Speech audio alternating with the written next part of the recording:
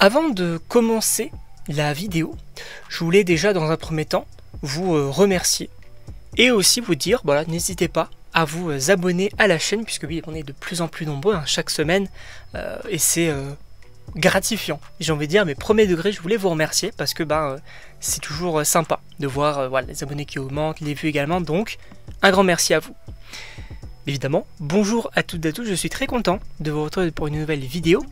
Sachez que oui, aujourd'hui on va parler de DC Comics et notamment de James Gunn, puisque oui, il a évoqué certaines choses plutôt sympas concernant notamment donc l'avenir du DC Studios, donc le studio donc de DC.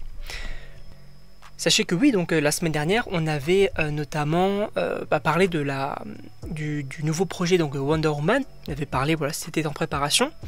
Donc c'est plutôt sympa. On avait parlé de ça, on avait parlé des possibles actrices, etc. Mais là, il va encore plus loin, puisqu'il a parlé donc de Superman et de l'avenir du studio, en disant notamment que voilà, du coup on va avoir Superman, l'année prochaine on va avoir Supergirl, qui d'ailleurs a changé de titre. Donc à l'époque ça s'appelait Supergirl Woman of Tomorrow et maintenant ça s'appelle juste Supergirl. Voilà. On va également donc possiblement avoir donc du Man-Thing, le film sur l'agent là qui du coup il a confirmé comme que c'était toujours en préparation. Et au niveau des séries, bien sûr Creature Commando saison 2, Lanterns, en août Peacemaker, etc. Et il a dit donc que après du coup Superman, Supergirl, etc. il voudrait, ou en tout cas on va dire ses personnages principaux qu'il aimerait développer sont évidemment Superman et Supergirl, mais aussi Batman et Wonder Woman.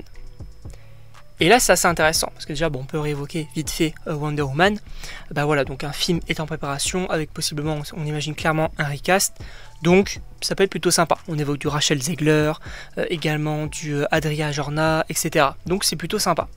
Mais là il parle de Batman. Je sais qu'il y avait un projet donc The Brave and the Bold qui était prévu.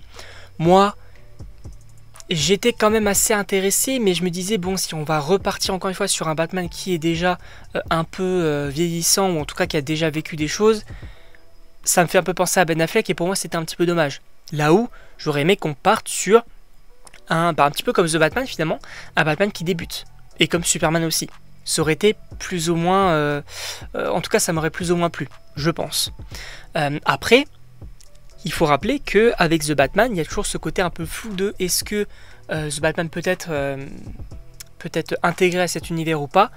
Là, moi, d'après les déclarations de James Gunn et tout, en tout cas ce que je comprends, c'est que The Batman peut être connecté à son univers d'ici, mais par contre, il faudrait qu'il ait le multivers en soi. En tout cas, pour moi, je vois pas comment c'est possible si tu ne fais pas interagir le multivers ou des terres parallèles. Parce que ça ne fait pas partie pour moi du même univers.